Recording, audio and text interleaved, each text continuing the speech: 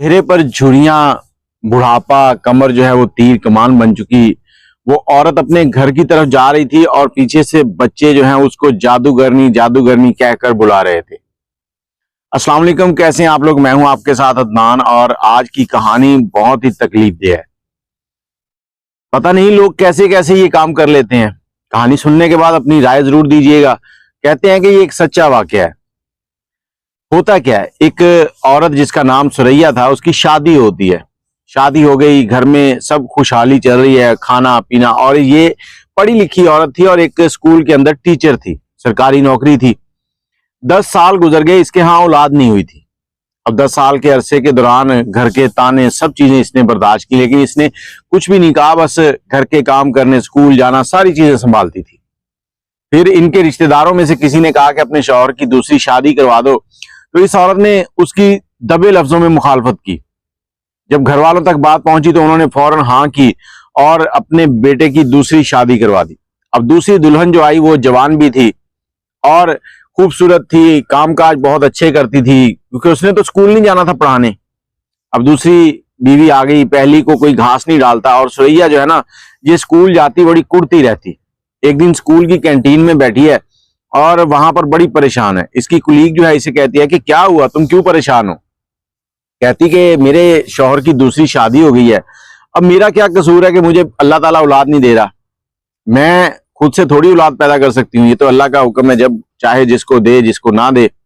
अब मैं बांझ हूं तो घर वाले मुझे ताने भी देते हैं, बड़ी बातें करते हैं। उसकी दूसरी शादी हुई है तो उसको सब हाथों पे उठा के रखते हैं। मैं यहां से जाती हूँ थकी हुई, मैं अपने कामकाज में लग जाती हूँ। उम्र भी बढ़ती जा रही है कि थोड़े बहुत काम किए घर के, उसके बाद लेट गई, सुबह फिर उठी, स्कूल आ गई।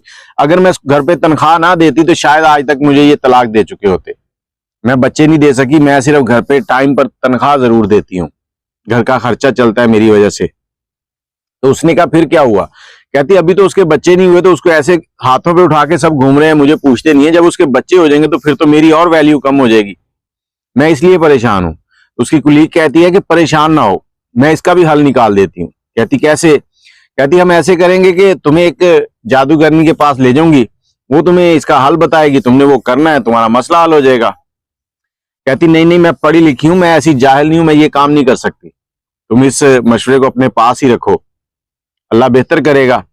ये कहकर वो घर की तरफ निकल पड़ी है। घर पहुंची है, दरवाजे से दाखिल हो रही है तो घर के अंदर चहल पहल हो रही है, कह खे लग रहे हैं, सारे मुस्कुरा रहे हैं। और इसकी सास कहती है कि ये लो हमारी बांझ बहू भी आ गई, इसको भी एक लड्डू खिलाओ। इसने खामोशी से उसकी तरफ देखा और इसके हाथ में इसकी नंद ने एक लड्डू पकड़ा दिया। इसने लड्डू पकड़ा और पूछने लगी क्या हुआ, किस चीज का ये लड्डू है। तो सास ने कहा कि तुमने तो हमें आज तक कोई वारस नहीं दिया, हमारी दूसरी बहू जो है वो मां बनने वाली है, वो पेट से है। इतनी बात सुननी थी कि इसके रंग उड़ गए, इसको गुस्सा चढ़ा। तो इसने लड्डू मुंह में तो डाल लिया, मुंह में डालते ही खामोशी से वापस पलटी और बाथरूम में चली गई। वहां बैठकर घंटा रोती रही, कोई इसको चुप कराने नहीं आया। ना शौहर आया, ना माँ आई, ना सास आई, कोई भी नहीं आया वहां पर। फिर इसने खुद को तसल्ली दी और वहां पर कसम खाई कि अब मैं इसकी जो कोख है ना वो उजाड़ के रहूंगी। रात को सो गई है, नींद तो नहीं आई। सुबह उठी है, जाके पहला काम इसने उसी अपनी कुलीग जो टीचर थी उसके साथ मुलाकात की। उसे कहा कि मुझे बताओ कहाँ वो जादूगरनी मिलेगी। उसने कहा चलो ठीक है, छुट्टी के बाद चलते हैं। इन्होंने छुट्टी से 1 घंटा पहले स्कूल से छुट्टी ली है और निकल गई उसकी तरफ। उसके पास पहुंची है, उसको सारी कहानी बताई है। उसने कहा जी पैसे लगेंगे, काम हो जाएगा, और तुमने पूरा 1 महीना ना नहाना है, ना कुछ करना है, गंदे रहना है। अब इसने वही काम किया, अब खुद को गंदा रखना शुरू कर दिया, खुशबू भी ना लगाती, बिल्कुल ऐसी बुरी औरत बन गई।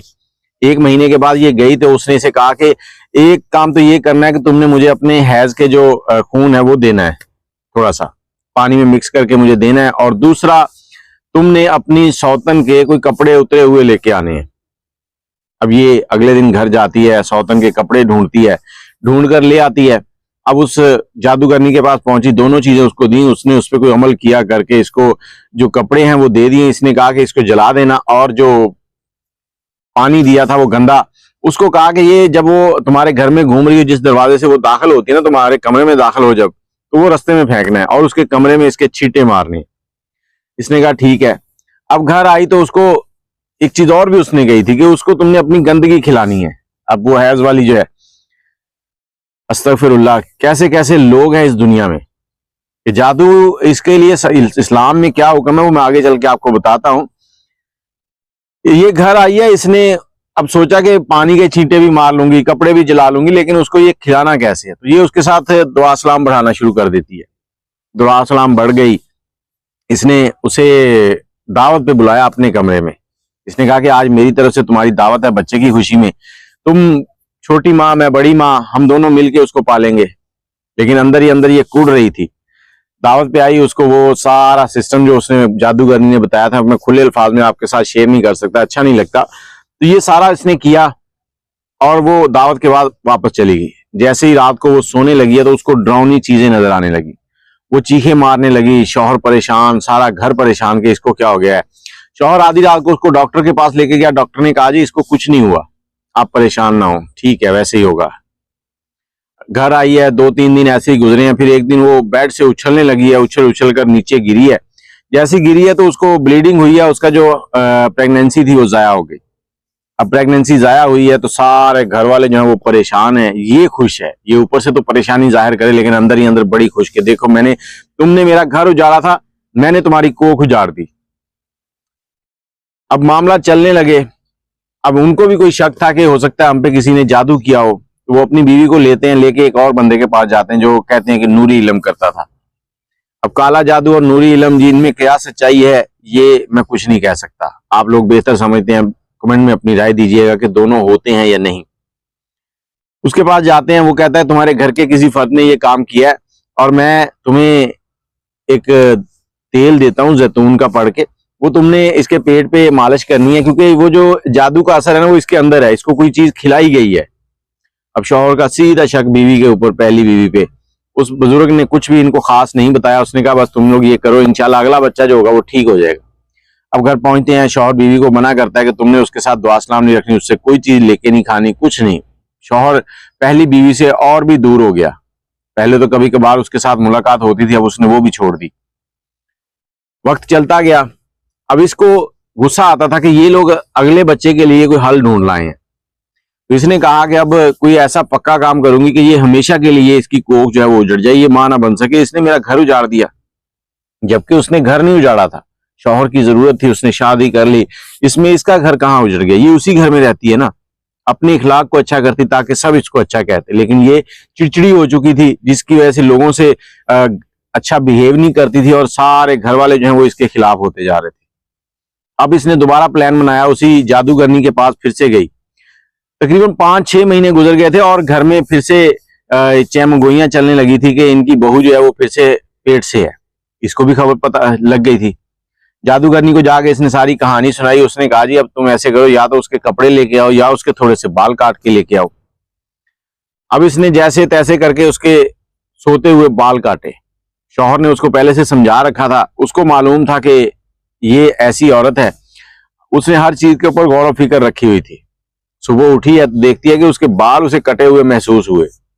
जब उसने देखा कि उसके बाल कटे हुए, उसने अपने शौहर को बताया। शौहर अब सबूत ढूंढ रहा था, सबूत नहीं थे। शौहर ने क्या किया, बीवी का डाटा निकलवा लिया। बीवी के मोबाइल का डाटा निकलवाया तो उसमें उसने देखा कि कुछ नंबर ऐसे थे जो शौहर को मालूम थे, एक नंबर ऐसा था जो उसे मालूम नहीं था। उसने उसके ऊपर कॉल की। जब उस पर कॉल की तो आगे से जो जादूगरनी थी उसकी चेली जो है वो बोली कि जी हुक्म करें, महबूब आपके कदमों में, बीवी का बच्चा गिर जाएगा, दुश्मन आप पे वार नहीं करेगा। ये सारी बातें सुनाई तो शौहर को शक पड़ा। शौहर ने उनका एड्रेस लिया और उनके पास पहुंच गया, पुलिस को साथ ले गया। वहां जाके इसने अपनी बीवी की तस्वीर दिखाई, उसे कहा कि ये आई थी। वो कहती यहाँ पर तो कई लोग आते हैं, मुझे क्या पता, हाँ अगर पूरी तफसील चाहिए तो पैसे लगेंगे। इसने पैसे दिए। उस जादूगरनी ने बताया कि हाँ ये तुम्हारी बीवी है, ये आई थी, ये तुम्हारी दूसरी बीवी का बच्चा गिराना चाहती थी, अब दोबारा आई है, कहती उसको कभी भी बच्चा ना हो, ऐसा काम कर दो। वहां से पुलिस उस जादूगरनी को पकड़ती है, वो तो छूट जाएगी क्योंकि पाकिस्तान के अंदर कोई कानून नहीं है। और घर वापस आया तो उसने पहली बीवी को आते ही तलाक दे दी। अब तलाक दे दी, तलाक के बाद ये बीवी किसी खाते की नहीं रही। लोगों में मशहूर हो गया कि ये जादूगरनी है, इसने अपनी सौतन का बच्चा मार दिया, उसकी कोख उजाड़ दी। अब इसके साथ कोई भी शख्स शादी नहीं कर रहा। बेशक ये पैसा भी कमा रही है, टीचर है, टीचरें भी इससे दूर रहने लगी, ये जादूगरनी है। उसकी जिंदगी ऐसे ही कटती जा रही थी, अकेले एक घर में रहती थी, स्कूल की नौकरी खत्म हो गई, उसके बाद बुढ़ापा आने लगा। जब बुढ़ापा आने लगा ना, तो ये किसी मतलब मुजाहमत के काबिल नहीं रही, तो बच्चे इसको छेड़ते थे, वो जादूगरनी जा रही है, वो जादूगरनी जा रही है। अल्लाह ताला ने इसको ऐसी सजा दी कि ये दुनिया में अपनी नसीब को रोती थी कि मैंने क्या कर लिया। और ये कहानी सुनाते हुए वो माफिया भी मांग रही थी अल्लाह से कि अल्लाह उसे माफ कर दे, और अपनी सौतन से भी माफी मांगना चाह रही थी कि वो भी इसको माफ कर दे।